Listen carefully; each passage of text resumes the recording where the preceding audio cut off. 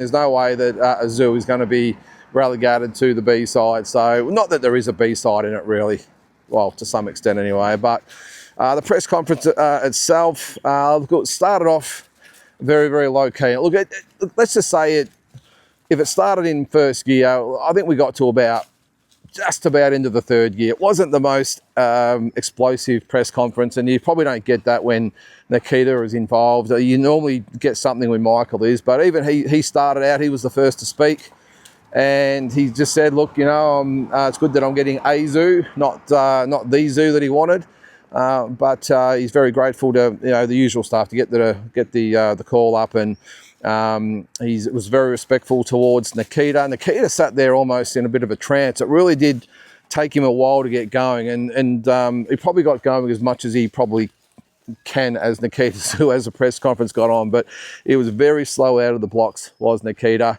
He did interject in Michael's one of his comments that why was he being so nice, and he was probably right, to be honest. But I mean, it's really hard to get pissed at Nikita and try and razz him up, or whatever you might want to call it. I mean, I think he just knew that if he started with some of the antics that he's had in the past, that he'd be sort of looking a little bit silly, because he'd be doing it by himself. He wouldn't have a dance partner, and Nikita would just not engage. You can just sort of see that. So I think it was actually a pretty good strategy from Michael. Just tell it the way it is. Let your fists do the talking in the ring. I'm sure there'll be more and more sort of spite into the equation as we get closer to the fight. I've got a feeling once the adrenaline starts to go, you know, a couple of weeks before the fight, you might see Michael slip into another gear. But at the moment, he seemed quite relaxed. And as I said, was quite respectful towards Nikita. Nikita was then asked to speak and didn't really give a lot at the start, did he? Did not give a lot. He just said, again, the usual things.